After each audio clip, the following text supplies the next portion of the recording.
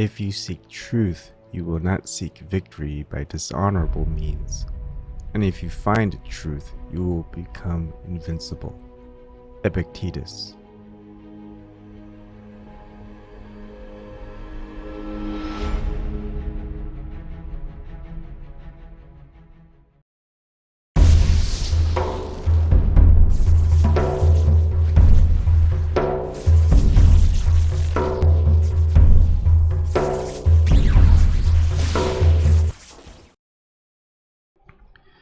Good morning, everybody. It's been a while. Sorry about that. Just been pretty busy lately. Single parenting and all that jazz. My mother was here visiting as well, and she laughs because I joked that it's like I'm basically babysitting 3 kids. All right, so let's go to my usual after intro. You may donate via Bitcoin or Vertcoin. It's been over 17 months, still $0 as far as any cryptocurrency donations. You can see my transactions on the blockchain explorers. These 2 transactions, I took money out of my Patreon. Yeah, that's right. And gave it to Susie Dawson when she needed it. And on Vertcoin, still nothing yet. I doubt I'll be staying on Google. Google will probably shut me down. But if you want to, during my live streams, you can donate via Google Super Chat, and they take a big chunk. So if you would rather donate, you can always do it through paypal.me. I'll get notifications. I can say my thank yous when I notice. And also on the first video of the month, I will disclose any donations I received for the closing month and also in total. And paypal.me, I set up September 22nd of 2019. Now, if you don't have any money to donate, you can prove the globe earth and get $15,000 from Zen Garcia. Then donate to me a 10% finder's fee. Proving the globe earth should be easy, right? Isn't that what they supposedly did? Of course, you don't prove anything. You disprove things. That's how science works. Okay, so join the Flat Earth People Finder at zoomtruth.com. Get involved. I'll be working on that. My last video was on that, my last live stream, and I'll probably be working out some of the bugs and adding some features and enhancements to it, probably on Thursday and Friday. Probably mostly next week, just because I'm tired out. Really, I'm good right now, so that's good.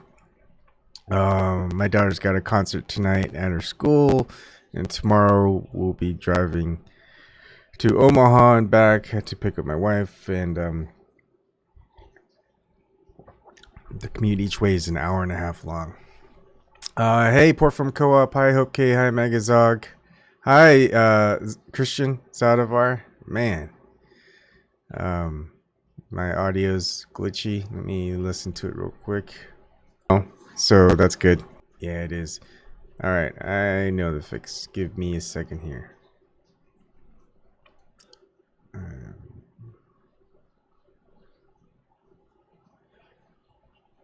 Let's see.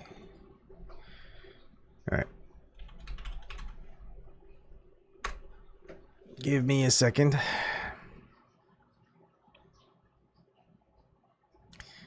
Hope this doesn't mess up my audio, but it's glitchy right now, so it's not gonna mess up too much. Thanks for the heads up. Okay. Unfortunately, version.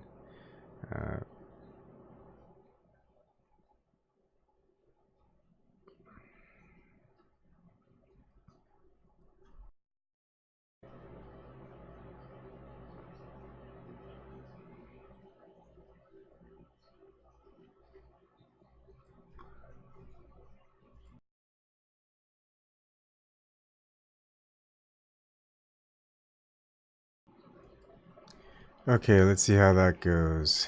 Testing 1, 2, 3.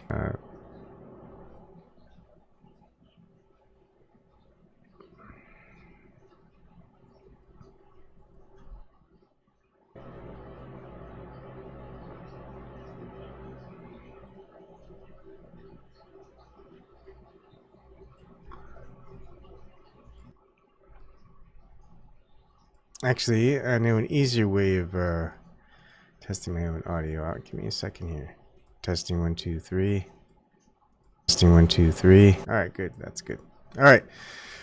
Yeah, I am married. Portfolio co-op. I'm just my wife's on a work vacation in Europe, so I get to be a solo parent, and it's hard. Okay, finishing my intro. You can always come on in, join me on my conversations or whatever topic I'm talking about.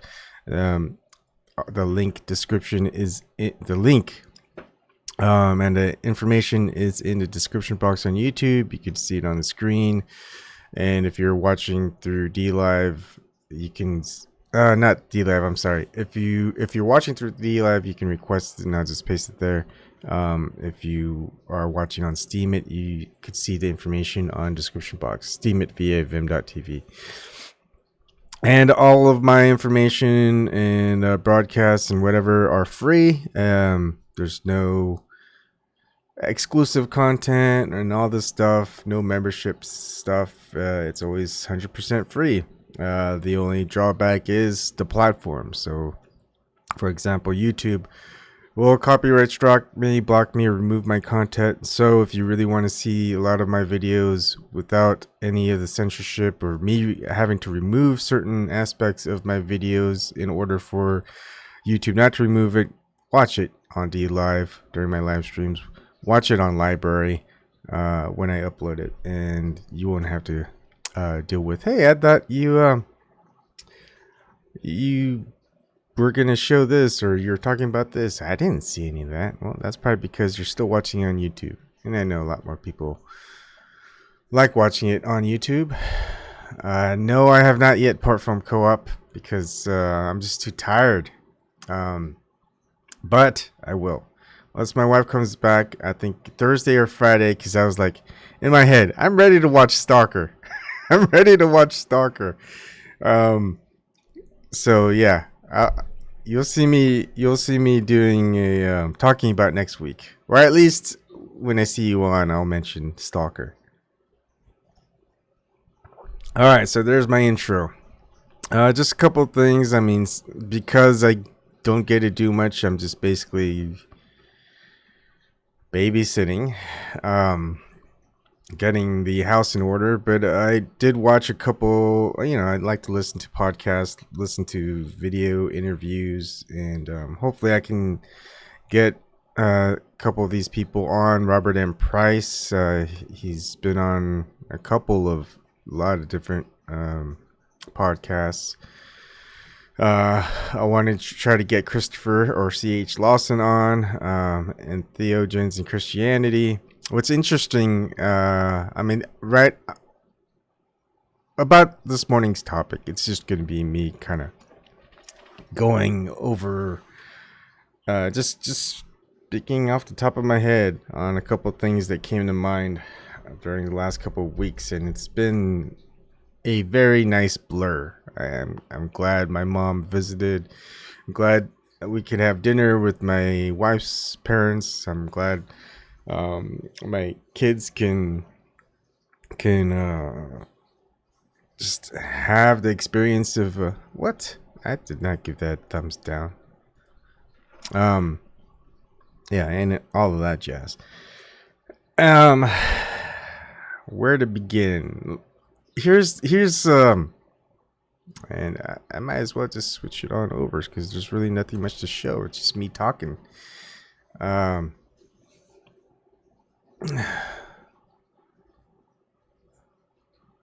Let's see. This is a new thing. Magazine. That's funny. All right.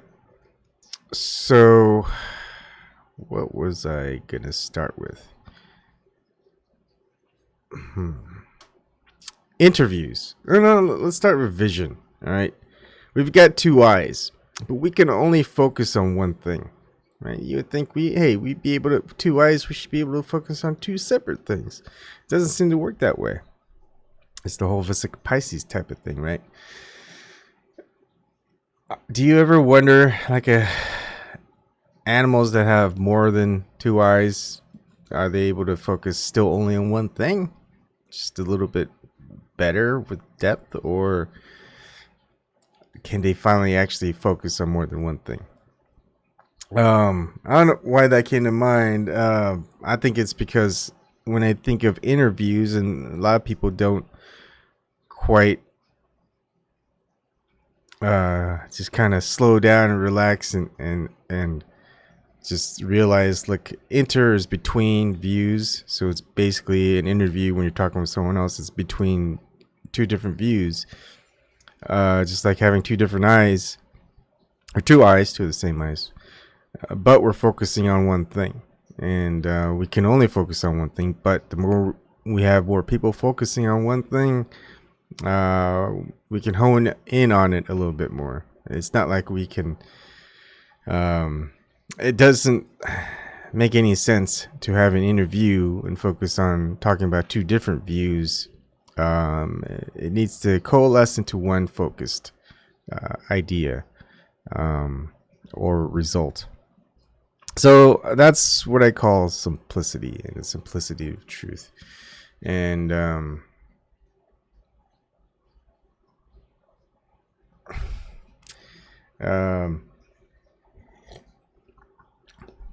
that gets me down to the ideas of certain mystery school practices where, and that's not mystery schools either, there are certain religions, how to put it, not quite mystery schools, but they kind of have the same thought, whether you're talking about Gentiles, or you're talking about what's that Jewish term they call people, I can't remember. You know what I mean. Basically, the certain sects or denominations or schools would say, look, the majority of people don't deserve to know any of this stuff. If they knew, just like in Plato's allegory of the cave, they'd just pretty much burn you at the stake. They'd call you out for heresy and just take you out, right? They've been taught, and that's the problem of it too. They've been taught certain things by the same leaders of these so-called sects, denominations, religions, mystery schools, the very base interpretation of something. And here's the thing that I was thinking about as far as the simplicity of truth. Let's take religious texts, documents, scriptures, whatever you want to call them. And why the verbosity? Why so many words? Why so many sentences, paragraphs, pages, huge books, when it can pretty much easily be boiled down to a sentence? Maybe something like the golden rule: do unto others that you would have others do unto you. I mean, isn't that just the basic basis of everything, from different types of religions? And you would think that if these are accounts written of external gods, that those gods would understand language a little bit easier, to leave things less into interpretation and just be a little bit more straightforward about certain things. If I wanted to pass knowledge on to my kids, I'm not going to write a couple 1,000-page books where it's left to interpretation. I'm just going to tell them straight up, hey, just do this. Do you get it? No? All right. Well, now, oh yeah, Goyim. That's right. Port from Co-op Goyim.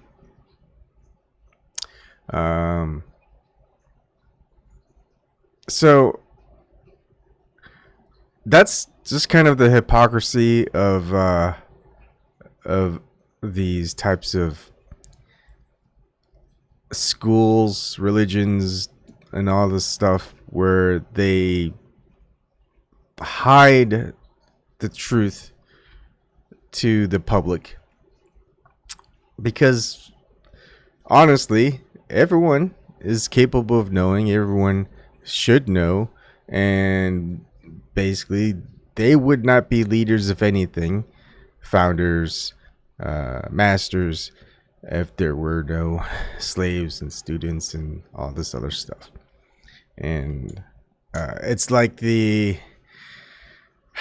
I'll have to bring out that picture real quick and switch it on over, or let's open that up. You know, that's where we go into comfortable lies, comforting lies, I'm sorry, and unpleasant truths. So let me go ahead and share that picture a little bit better. Here we go. And let me move this. Where's that picture? Huh. Let's move it over here. And well, so much for that. Let's just go ahead and type it in.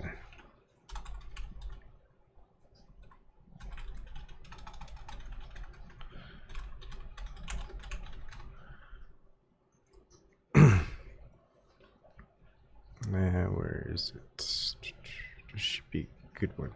There's a lot of them. But the one that I used was pretty much something like that. Right.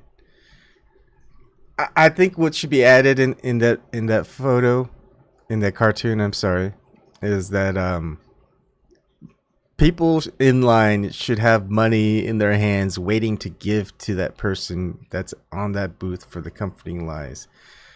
And the person with the unpleasant truth, he should be the one that's like, hey, here's some money.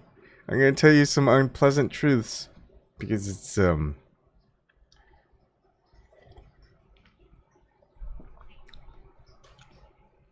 what we need to happen in order for things to change. And everybody wants change, but they can't have change if they're just comfortable with how things are. And by being comfortable with how things are, you pretty much have to lie to yourself. Hi, Love Vibe. Oh, John M. Allegro.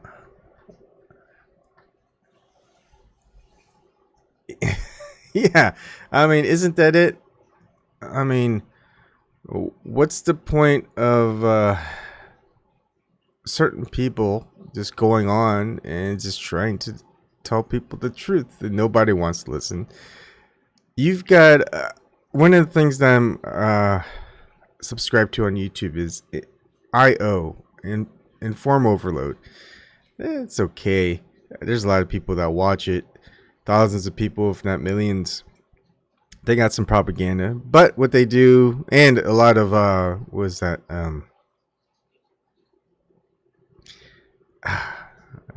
I'm not quite tuned in this morning, but basically clickbait. They have clickbait titles and stuff like that. But what they do is they do some of the more popular celebrity content creator stuff, YouTubers, Instagrammers, all this other stuff, and kind of do those little exposed YouTubers exposed. So one of the things that I was looking at are, you know, celebrities, how they look without their makeup, or YouTubers exposed, you know, that they're photoshopping the stuff, they're like living a lie, but people enjoyed how they were living and stuff like that. And it's the same thing with the people who say, hey, this is the end of the world. It's on this date. And most people, I would think, would go, you know what? If they've been exposed, it's easy to see that it's been exposed. What they were saying didn't come true. It didn't come true once. It didn't come true the second time. It didn't come true the third time. Yet you're still there. You're still giving them money, your attention, and it's like, what else is anybody else gonna do? It's like there's really nothing we can do. It's just a waiting game, and this is where it gets to the revealer and redeemer, whether it's through different types of religions or whether it's through Gnosticism. I will check him out, John M. Allegro. Thank you. Love vibe. So I've been thinking about it because the Matrix is a good example of the revealer, as Morpheus is the revealer and Neo as the redeemer. And imagine the entire point of the revealer being to reveal to the redeemer who they are, basically. I mean, he can also reveal to others, what may be coming. So the problem I have with that is the revealer isn't the redeemer. Or maybe the redeemer could be the revealer. Typically, in these stories, there's always been a revealer without the powers of the redeemer, and that's why he has to find the redeemer. So the redeemer is something, the system or whatever it is, some type of God force or what have you, cannot stop. And it's the only way to stop it is imagine the Matrix or whatever we're in. Even the most powerful, whatever. No matter what comes through, they go through the same trap. You're not going to remember anything before. This is just a weird dimension. Let's just say that. And all you have to do, instead of stopping the Redeemer, because you can't stop the Redeemer, is just stop the Revealer. The Revealer doesn't have the same powers as the Redeemer, so it's going to be easier to stop the Revealer. So that's kind of the main thing. My main problem with that is you would think whoever or whatever the system is or whoever controls it or built it would stop the Revealer rather than just find the Redeemer or keep the Redeemer in check or something like that. And just stop the Revealer. Now, what gets me in the Matrix, the movie, is Morpheus. Morpheus is convinced, or has convinced a lot of people, that he knows who the One is. And how does he convince all these people? Is it just because of the Oracle and everyone? But that's another problem, because when he talks to Neo, and he probably talks to anyone else, it's like, what the Oracle tells you is for you and you only. So Morpheus, as the Revealer, isn't going to reveal what the Oracle told him, because it was only for him and him only. So obviously he can't use the Oracle as something to solidify that he's the Revealer and he knows who the One is, the Redeemer. The other problem I have is,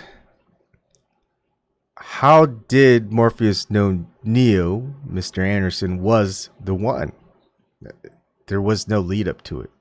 It was just, hey, I mean, it would be interesting to have some backstory on that, whether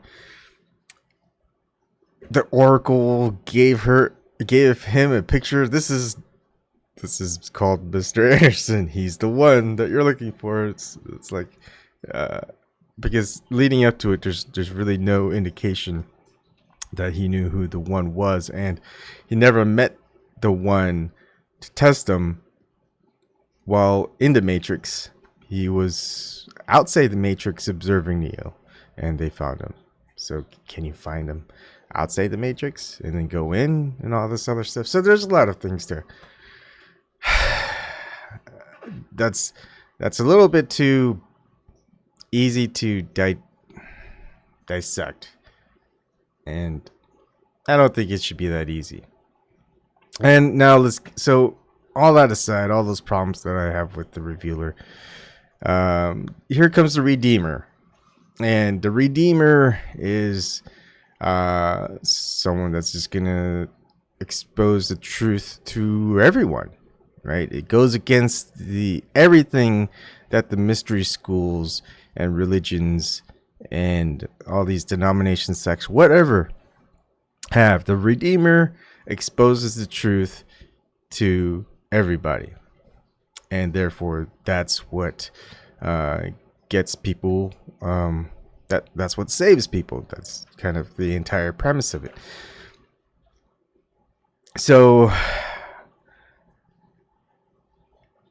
the objective is to reveal the truth and expose the lies, and the entire system and those promoting the Redeemer, though not quite promoting the Redeemer, it's more like preventing the Redeemer from occurring. Because if they wanted to promote the Redeemer, they would just not lie. They would expose the truth themselves, but they don't. You got every type of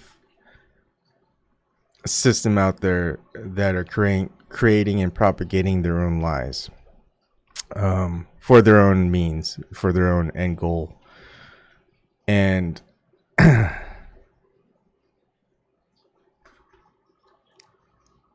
it just makes, I just sometimes wonder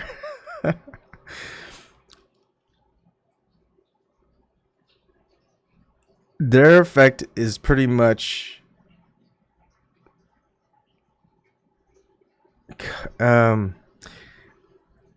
it's almost as if it makes it too easy. It's like the system itself becomes the revealer in some ways, because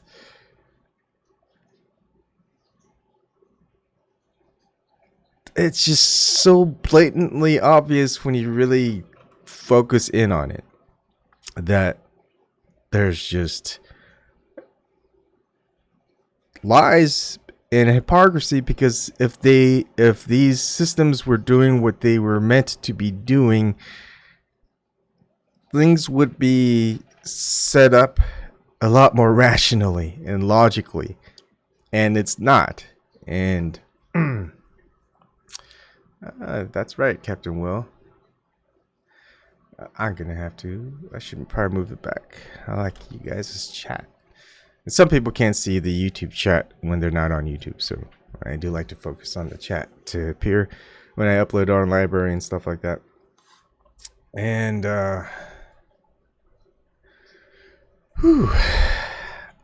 there's just so much going through my head right now, because a lot of this goes through my head slowly, and so it's just weird to actually let this out without anything written. I think sometimes it might be nice if I just wrote things down, just to unfold things a lot easier for people, because it's even hard enough for me to just kind of untangle this weird web of lies, I guess. And so let's get to the Redeemer. Okay. Because the revealer, I mean, what's the revealer's purpose isn't to reveal things to everyone. Like, that's the problem with the Matrix and Morpheus, is he reveals everyone that Neo's the one. But his sole objective isn't to convince others that Neo's the one. He's to convince Neo that Neo is the one. And Neo, as the one, is the one who's going to reveal the truth to everyone so they can wake up. So to call the revealer the revealer and not the redeemer the reveal, I mean, it's just a weird way of stating something where the objective is pretty much the same for both. Because basically the revealer's job was to reveal things to the redeemer so the redeemer can reveal things to everyone else. But the problem with Morpheus in the Matrix is that everyone pretty much trusts Morpheus, that he knows how to find the one and to get that one to know himself. And then everyone else doesn't really think Neo's the one until Neo knows he's the one, and then it's easy for people to know because he's the one that can perform the miracles. And then again, hearkening back into religion, that's especially the New Testament, right? And Revelations and things like that, is you got all these antichrists that are coming out there in the future, supposedly sometime. They perform miracles and all this other stuff. So no one performs miracles as far as we know so far. And if there were someone that performed miracles, all these religious people are going to say, there's the Antichrist, perform miracles. And it defies the entire logic of, you guys have been calling all these presidents Antichrist, all these dictators Antichrist. They never performed all these miracles. Now we got someone who's a miracle, who's actually doing good deeds, telling the truth. And now you're calling that person the Antichrist? You guys are really, really, whew, you guys killing me. I don't know how the Redeemer's going to handle that. I mean, basically, the system has set up the system to defy the Redeemer at every pass. Everything the Redeemer is going to do to free everyone from the bondage that they have. And they're going to be at all points to try and stop him. Or it's just crazy, right? People don't think of it that way. They think of it as, oh wow, we can't wait for the real Redeemer or real Savior to come by, because that would be great. Except when the real one comes, it's like, oh, you're the anti-one. You're the one that's not supposed to be. And of course, you're never gonna have the real one because everyone's trying to stop the real one, because they all think that real one is the Antichrist or whatever, the one that's stopping them from being saved and freed and stuff like that. So yeah, it's kind of easy to see all this happening, but no one else sees it. That's the unpleasant truth of it all. People would rather give their time, energy, and money and materials and whatever to the comforting lies. And that's why this is such a big thing. I just all I can do is laugh. It's just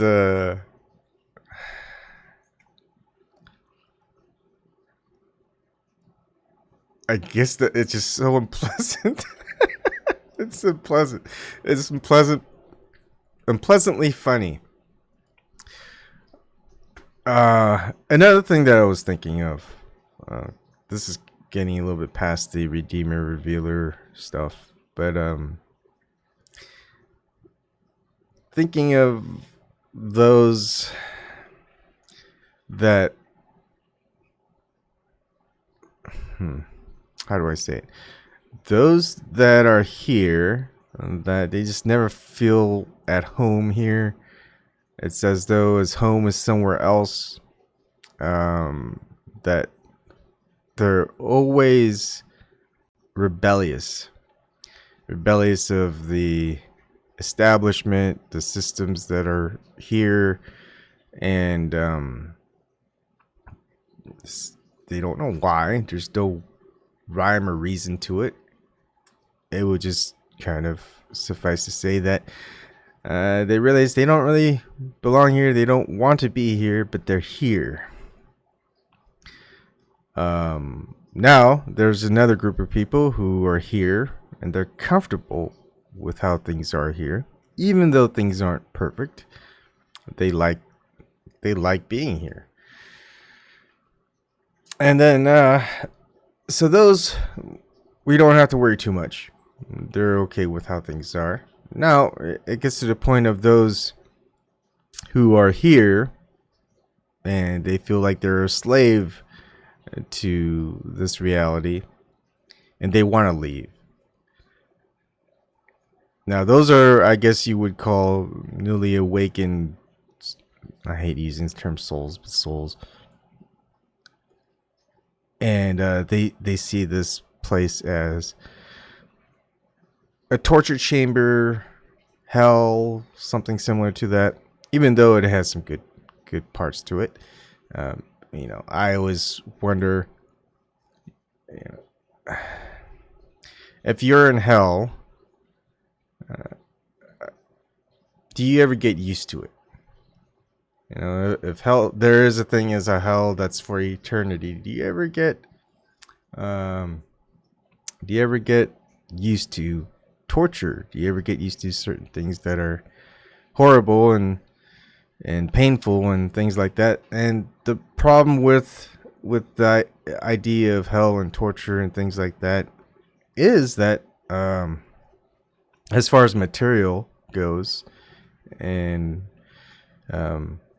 there's that fine line between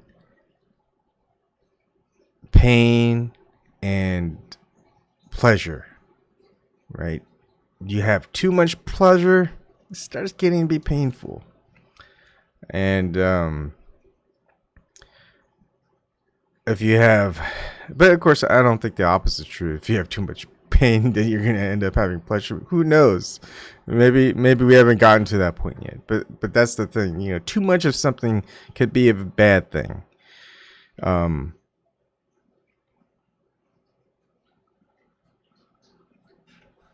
Where was I going with this? So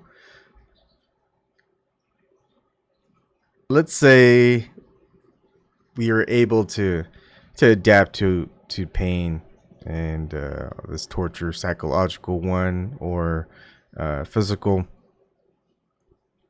And then it's not too bad. It's like, we got used to it. And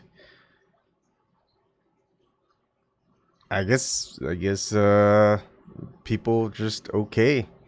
I mean, yeah, it's bad and it hurts. But there's some good stuff. Is this it? We're wondering, is this it? What's the point of it all? Why are we here? I mean, let's think about things that people want to do.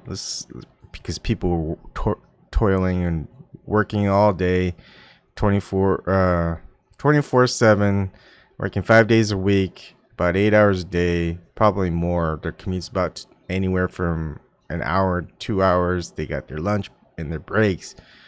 They want that 8-hour rest. That leaves them Pretty much anywhere from 4 to 6 hours of time to themselves. But let's say they get to have a vacation. When you go, like, just your perfect vacation. My mother was here for 5 days. 4 days. 4 days. She was ready to go back to Seattle or Washington State to the comforts of her home. Just that the routine of her usual routine. She loves her grandkids.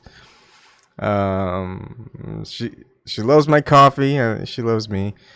But she's it's tiring, and she just wants to go back home. So it's kind of the same idea, right? Of imagine being from a different world and going to another, and all you want to do is go back home. But there's a point to the visit. Let's just say. So what's the point of the visit? Okay, but let's go back to just a regular vacation. Let's plan a trip to Hawaii or Yellowstone National Park or someplace. 2 days is too little, right? Just going for the weekend, you're not going to be able to do much. Most people do a week with maybe at least a weekend. So 7 days, maybe 9 days. That's usually a good amount of time.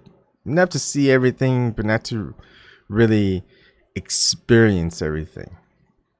Let's say a month, which is hard to do. No one can really have a whole month of a vacation these days. That's really tough. You really have to be rich or wealthy and not have your typical job. Most corporations, they say, hey, we can't have you leaving for a month. That's just too much time for someone to replace you temporarily for a whole month. But let's just say a month. You're probably going to be tired of the place you're in for about a week and a half to 2 weeks. You've pretty much seen everything. You've done the touristy stuff. The next thing you're doing is the stuff that just kind of relaxing, enjoying yourself. And you get too relaxed, and it's like you're getting a little bit bored. You're kind of twiddling your thumbs, like, let's go do something else. So probably by the end of your second week, you're going out shopping. You're going to movies. You're just watching TV, even though you're out somewhere where you can just enjoy nature. And then by the last week, you're just like itching to go back to work and doing your normal routine, things that you were like, you basically spent 11 months out of the year or more planning this vacation for a month. And after the not even halfway through that month, you're just going, I can't wait to go back to my routine. Even though I was so excited to plan out this little trip and vacation or adventure, whatever it is. Yeah, I did it. Now let's go back. It's funny how that works, right? Now,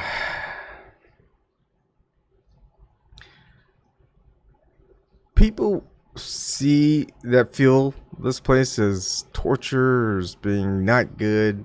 It's kind of like the Gnostic worldview that this place isn't the heaven it's made out to be, type of thing. Not perfect. And they want to leave, and that's fine. Some people, they're done with it. It's just like playing a game. It's like at some point in the game, it's just not fun for them anymore. So this is where the concept of a couple of things like the bodhisattvas and I guess the Christ, the different types of not quite. Got to remember some of these terms. Basically, they come back to help others out. even though they know that every time they come back, they had to start over again. Not only do they have to start over again, they have to figure out who they were again. Not only that, they're going to have to go through the pain of living here again, even though it has some joys. And just to get other people to realize, hey, here's how you figure out who you are, what you're doing here, what you're supposed to be doing here, why you're here in the first place. And if you want to leave, well, this is how, but you're just going to want to come back here anyways, because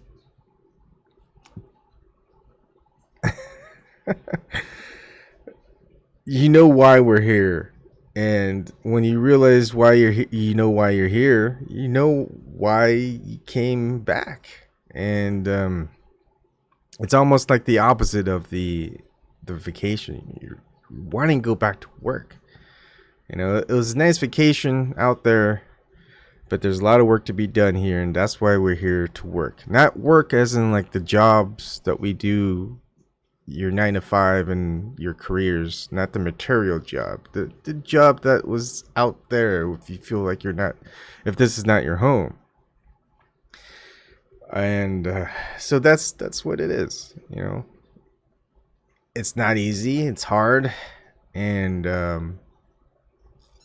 if this place was what we thought it was, and all the authorities were telling it like it is, the truth or whatever, it would be easy. It's not, because there's a lot of things we have to always confront. And who wants to start over? Not many people. When do you start over? Well, that's all upon you. You can start over whenever you want, or you can keep going as it is. But know that if you start over, you might just end up at the same place again. Maybe worse off, but at least you've gotten to the point now where you know enough that, hey, I don't want to do this all over again. I want out of this. And then when you get out of this, you realize, well, I have to go back in there. So finish what you've started and enjoy your time that you have, and make everything count. And then when you're ready to do what you need to do it. And it's almost like a waiting game, right? It's like I'm waiting. All right, let's go back to this fake routine that we've got, and let's wait for what's supposed to happen. But here's the thing: maybe we're not supposed to wait. We just don't know what we're supposed to do yet. We know who we are. We just don't know what we're supposed to do and how to do it, because it just seems so easy before. You know, it's just like reading the instruction booklet before you play the game, or you build something that you're supposed to do. It's like you just start building it because, well, you just don't want to spend time reading. But basically, most likely, just like anything else, you're going to prep for your voyage, for your trip, for your vacation, for your work, for your job, for whatever it is. You're always going to be preparing yourself. So if you're preparing yourself, you're gonna see, you're gonna notice, I wouldn't say see, you're gonna notice the prep work. And once you notice the prep work, you're like, huh, okay. I set things up this way. And that means I'm ready to go because I've got everything I need. But if you don't have everything you need, then you know you're not ready, type of thing. It's just weird. So you keep searching. So you're always gonna be searching. You're always gonna be rebelling.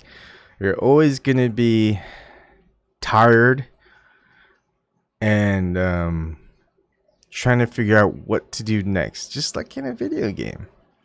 It's like sometimes you play a video game for so long and you just get tired of it. You get bored, you get frustrated, and you're like, I'm done. It's like, I can't get past this part of the game. I don't know what to do next. Or this level's too hard. I gotta go back somewhere else. I don't want to go back because then it's gonna take half an hour, 2 hours. You have to go to the same spawns, the same fights, and all this other stuff. It's like, oh, what's the point? I'm done. But then when you go back to it and you solve it and you got what you meant to be done, then it becomes enjoyable again. It was the game. It's like, I got this part done. I finished the game. I got this ending. You get happy, and then you're done. And sometimes the longer it was, the more it's ingrained, the more you're happy with it, because it felt like you put a lot of your attention and into it, and you got what you expected out of it. So in many ways, life is very much a game. Probably the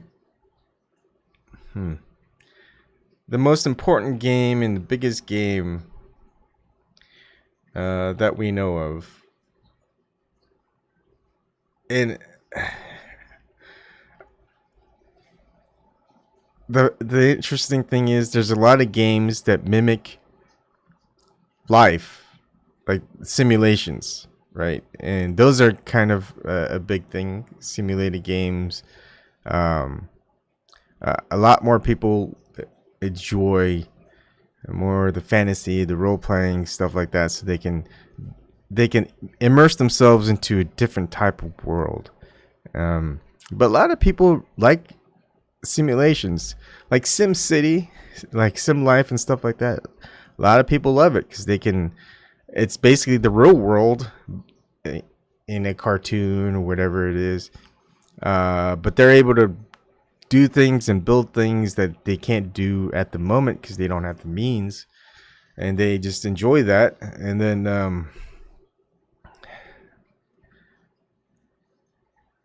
I wonder if I always wonder if the wealthy people who play sim games, are they gonna do sim things of like just the exact replica of what they have, what they do? Or are they gonna be like, hey, what's it like to live in a single apartment with a poor paying job? And I don't know. I just always wonder about that. It's like, what's it like to be poor? Well, maybe I'll play a sim game and I'll just be a poor person. Well, everyone else who's majoritively poor, they go, what's it like to be rich? Oh man, this is awesome. I got this nice sports car. I got hundreds of them. I got my own personal garage of them. I got this mansion that has like 47 rooms, and there's only 2 people living here, and so all this other stuff. So but yeah, I don't have the answers. I only got the questions, but the questions will lead you to the answers. Questions will lead me to the answers. But if we don't question, we're not gonna seek an answer. And only questioning do you seek answers. When you only have, when you don't question and you just think what you have is the answer, that's it. That's the answer. That's just you're done. It's like, yeah, I got the answers here. The answers are at the end of the book. At least the odd questions have answers. You know, who needs to figure out the even answers? I got half the answers right here, so most people don't even have that. It's like, well, if you that was like me with all these homework questions in high school. I was horrible at doing homework. I would fill out the homework during the day of class, the start of class. I'd be finishing up. I don't know how I passed all these classes. I never did any of my homework. And it's like, yeah, all of that really, it doesn't seem to matter. I mean, it's just like the religious scriptures, they're so numerous where you just want to know what the truth is. Instead, you have to go through this whole bloated thing. Same thing with the school textbooks. Do I remember anything in the school textbooks that applies to any of the jobs that I had afterwards? No. Most of the jobs, if you don't know how to do it already, you were trained for it or you learned on the job. So what is school, public education for, really? Well, it's to... One, I think it's the social aspect of how to deal with different people. And there's so many things, so many different types of people usually in schools that they all enjoy doing their own thing. You know, you got your cliques type of thing, at least for me. Hey, Zoom Truth, how's it going, Greg? And the other aspect is to try to figure out what your inclination is, of what you enjoy doing, what are you good at doing. And most people who find out what they enjoy doing, they're usually good at it too, because they enjoy it. There are certain people that can be good because they're forced to do something, but they don't enjoy it. For example, my brother I guess he wanted to play the violin, so he played the violin. He was good at it, and I think my parents paid like $400 for the violin. So after he was done with it, he's like, I'm done. I don't really want to play the violin anymore. They say, Ebon, we don't want to waste this $400 violin, so you're gonna learn to play it. And I'm like, I don't want to learn to play the violin. Well, you're gonna learn to play it, or else. And it's like, okay, fine. So I played the violin for a year or two. I was okay with it, you know. I could read some of the music, I could play it, but it's like, I'm not into it. So I never studied, I never wanted to do anything with it, and so I never got any better. I was horrible. At some concerts, I just faked playing the violin. I just made the motions, because if I actually played it, it would make some bad sounds. So I stopped. It was just like, no, this is just horrible. It's like, I don't even care to get better. I'd rather just fake playing at concerts and just play horribly, and that's not good for anybody. That's not good for me. That's not good for the listener. That's not good for the teachers. That's not good for the other people who play the instruments. It's like, it's not good for anybody. But some things that I did want to get good at, I got good at. I remember, I didn't like basketball too much at first. I don't know why I wanted to play. I think I watched TV, and so I watched basketball there, and it's like, oh, that'd be cool. I would love to do that, because, you know, you got the 3, 2, 1. You know, you either brick it, or you airball it, or you make it. And if you make it, that's awesome, because it's like, that moment doesn't come very often. And so, you know, so I played, and it was bad. I used to wear pants, not shorts. This is like in fifth grade. I would put my hands in my pockets, playing with slacks, and I had glasses, you know, they'd break and all this other stuff. I was horrible. I shot out the wrong basket. My own teammate tried to block it, because my brother would tell me, just rebound. Just focus on that. Don't worry about shooting. Don't worry about dribbling. Just get the ball and pass it to your teammates. And I did. But, you know, once I started doing that, my brother goes, okay, next step. Once you get the ball, just put it back up, you know, because sometimes I would just get the ball on the offensive end. I would pass it to my teammates, even though I was right under the basket. So he goes, just put it back up. So I think I took heart to what my brother said. I got the ball, I put it back up. But then I realized a little bit too late that I was rebounding the ball from the defensive end. And then, you know, yeah, that's when I was young. And then I got, I mean, that like blocking out and stuff like that, my brother taught me. And then, but he got to the point, he's just frustrated. He's like, I don't want to teach you anymore. You're horrible. Why don't, like, people, he always says, you know, people are out there, you know, it's like, there's only, that only Asian kid, get that Asian kid out of there. And everyone's looking around in the stands. It's like, hey, that's probably like his brother. It's like, hey, why don't you teach him basketball? So he didn't like it. So he didn't want to do anything. He didn't want anything to do with me, with basketball. So, and I think it's the same with my father. My father didn't want to watch me play. He didn't want people saying, is that your kid out there? Man, he's horrible. But to me, I think at that point, it was like, you know what? My brother won't train me. No one could train me. I'm just going to train myself. And that's happened time in, time out. You know, I was so bad at being taught by others that I had to teach myself. And in teaching myself, I motivated myself. And people just say, man, you play ugly. And that's another thing. I may play ugly, but I play my way. Just like in poker.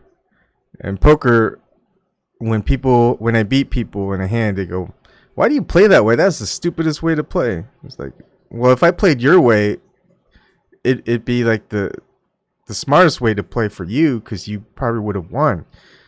But I played my way. I would rather play the way that you hate rather than the way that you like. Because if I played the way that you liked, that means there's something in it for you. But if I play the way you hate, you're not going to want to play me. And usually that's because you're not winning. Right? So play your own game. Play not the way other people want you to play. Maybe your teammates, you know, but not the opposition. You go, man, you got an ugly shot. Like, they'll trash talk you. That's what I love. I love when people trash talk me. I don't say anything. I just do what I do. And then they'll usually just shut up. Sometimes I'll say, what was that again? They don't have any comebacks when you score. You know, I'm sorry, what was that thing you said earlier? It was like, and they keep repeating themselves. You know, it's a line. You know, you score again. It's like, I'm sorry, what was that? You steal the ball from them. Were you saying something? They just get out of their game because they're just so angry, because they take them out of their game. Their game is trash talking and make you try to lose your game, the way that you play. But you know, if you're not fazed by it, you're not fazed by it. It's just like people telling you what to think, how you should act, how you should dress, how you should look, all this other stuff. It's like, no, I don't care about any of that. I don't care what you think. I'm just going to do things my way. Why don't you do things your way? And they get blah, blah, blah, blah, blah, blah. They get angry and stuff like that. So it's always been the way for me. I'm sure that it's always been the way for some of y'all. Like, some of y'all probably don't care what other people think. I've never cared. And that's what gets people so angry. That's what gets the system so angry. It's like, why aren't you doing it? We want you to do this. I know. No. It's just great.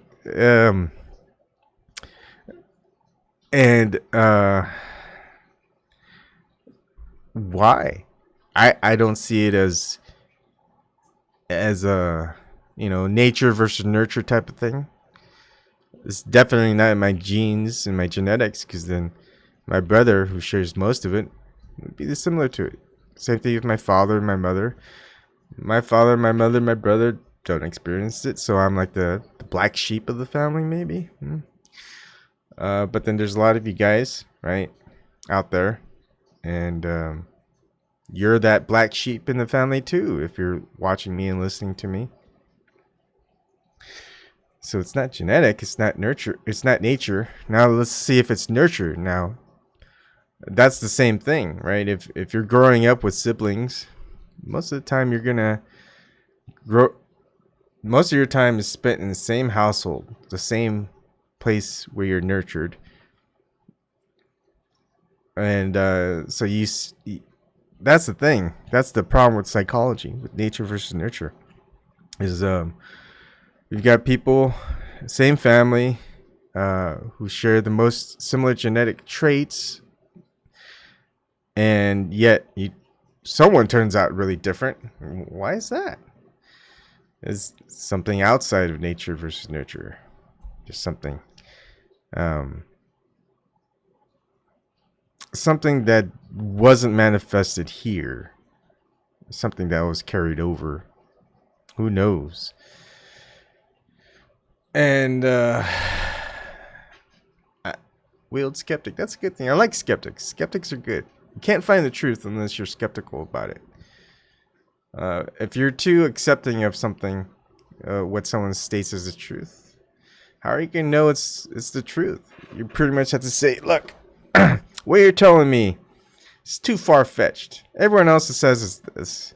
MSM says it's this. The government says it's this. The bank says it's this. The mystery schools, religions say it's this. And you're saying it's not. So, obviously you're wrong until you find out that, hey, mainstream media, they lie. Governments, they lie. Religions, banks, mystery schools, they lie. So, there's this guy telling the truth.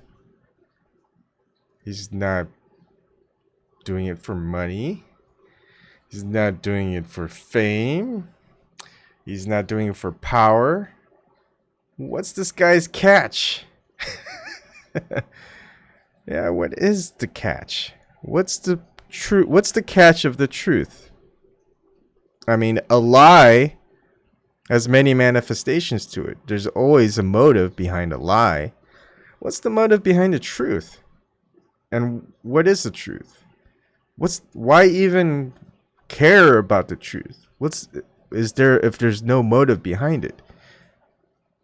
I think that's one of the questions that I'm tackling right now. Is what's the motive behind the truth?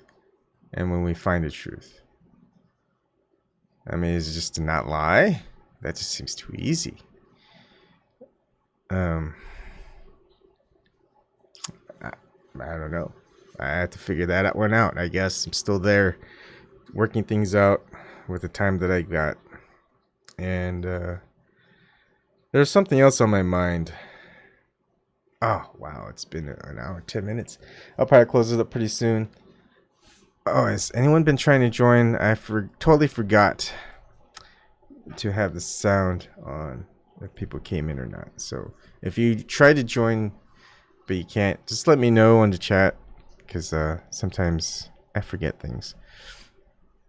All right, so what else is there?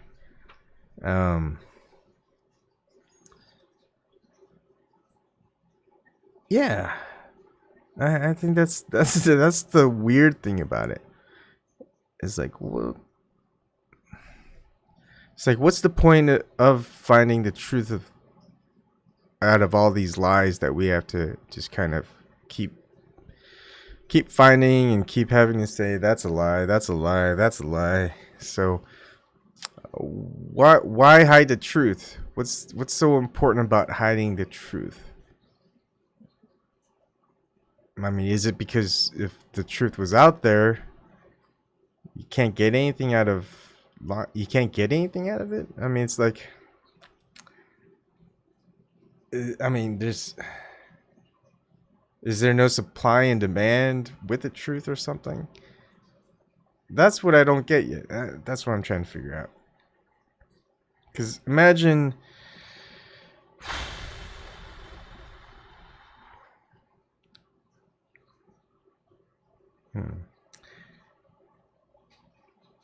I can't. Well, you would have to imagine that's the thing. Zoom Truth. Watched about half of Tree of Life video. You thinking we need our own land sort of thing? No.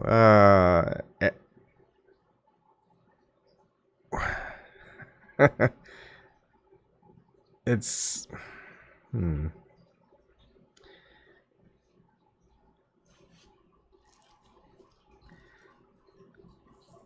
This place, the world we live in, it's not our home. You can't own anything. It's you're leasing it, you're renting it, you're licensing it, you're permitted to access it.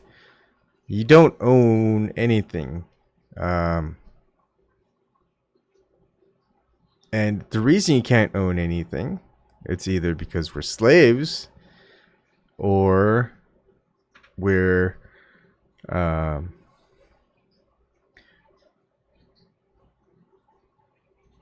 it's the owners, the real owners of it don't want any of us to have any of it.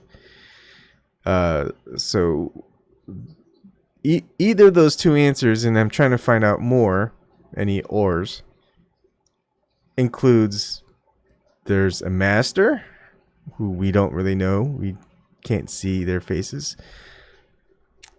Or there's some landowner out there. Of course, we still don't know who they are. We pertain it to a government or a bank or something, or some institution behind the scenes when we have no idea who's in those. Oh, no problem. That was for Willed Skeptic.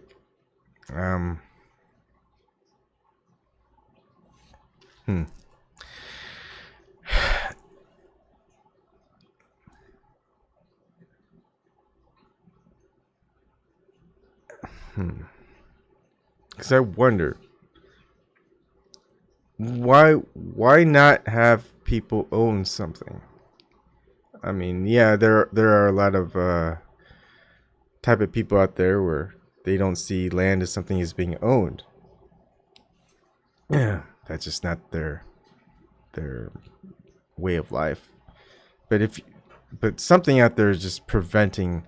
They want to own it. They don't want anyone else to own it. What would you do if you owned something? I guess you would build something and you would plant things and you would basically build your own system within the system. I mean, even the software that we use within all the hardware, even the simulated areas, the nether realm, I don't know what you want to call it, the ether, the ethernet, whatever, that is all licensed, right? You create something, it's not yours. You know, if you create something, you can anyone could take it, so you have to patent it or copyright it, but others can still use it. So you can't create something just for yourself. Others are able to have it, yet when others create something, you're not able to utilize it. So it's kind of a one-way street all the time. So anytime that you create something, someone else could take it and you can say, hey, wait, no, I thought that was protected. No. You don't get it. There's some here that can take whatever of yours that they want, that you create. If they create it, you cannot take it. It's like, I didn't know it worked that way. Why is that? Can you explain it? They'll go, no. Hey, plain truth.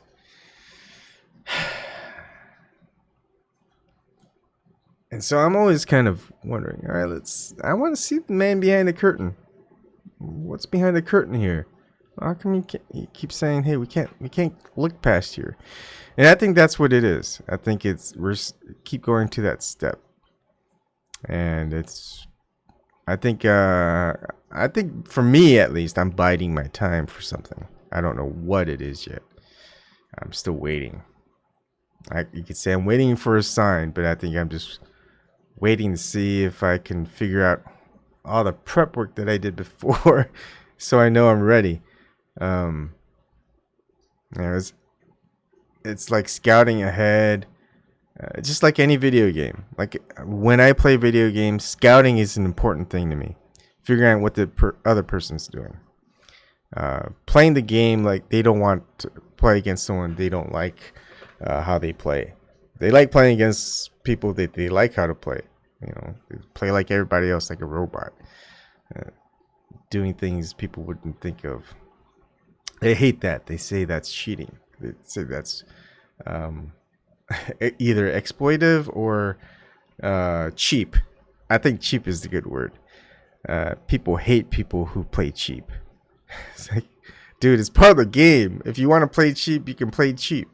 They didn't make the game saying you couldn't play this way. Otherwise, they would have had rules and coded it a certain way. So I think I've got to scout it out a bit more, and then figure out how to play in a way they don't want me to play, which is the way I typically like to play. So, I mean, those are my next steps, and get into their heads. They try to get into ours, right? They always seem to do that. So we got to get into theirs, and I think I got it. I got it. If I'm good at anything, I'm good at getting people angry, or intimidated, or confused, and I think that's what we need. Anyways, got to escape the cave.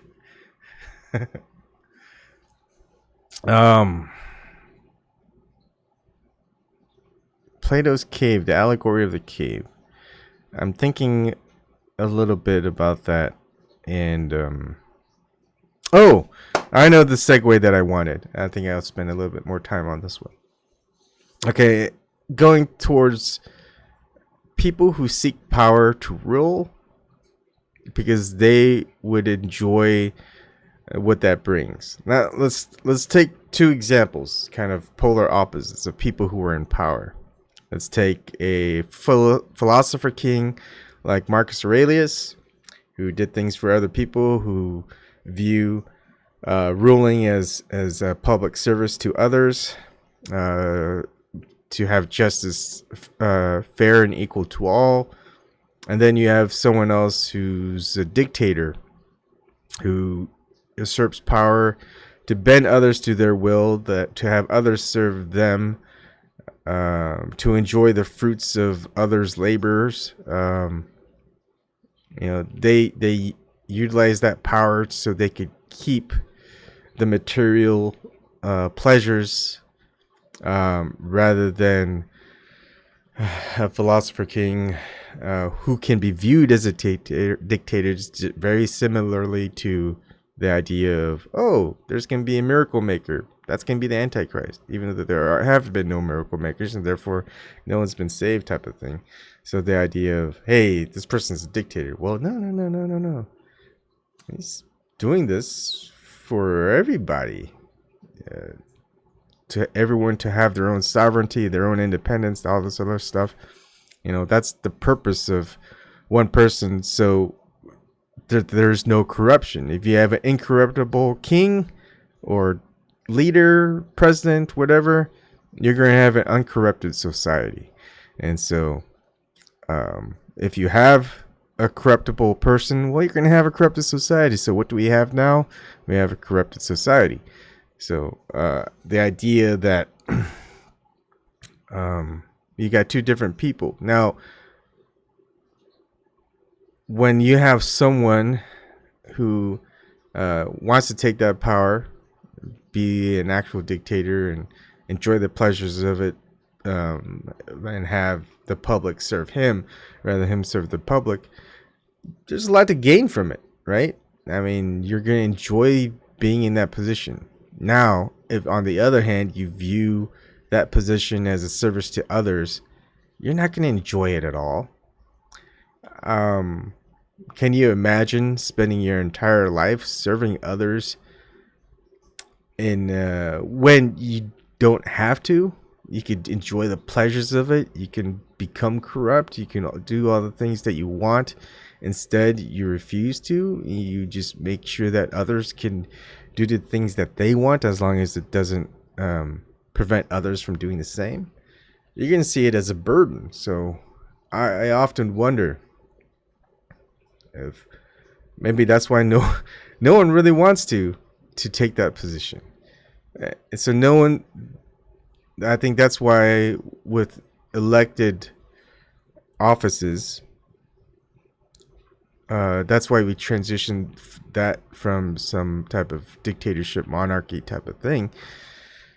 Because no one's going to volunteer themselves to be in that position to serve everyone else that pretty much hates them for being in that position. It's like, well, I would do it this way. I don't like you. I'm going to try to kill you. And there's like, hey, this isn't fair. I should have this. That person should have less. It's like, no. That's not how it works. You got to remember, fairness for all.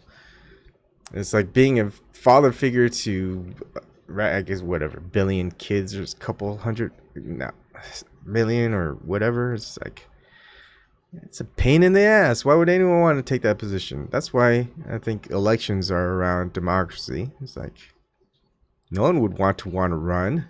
The only ones who want to run are the ones who want to enjoy the power that it presents, in lieu of the people who voted you in. So that's kind of my thoughts on that. Was there something with the Plato allegory of the cave that I was thinking of?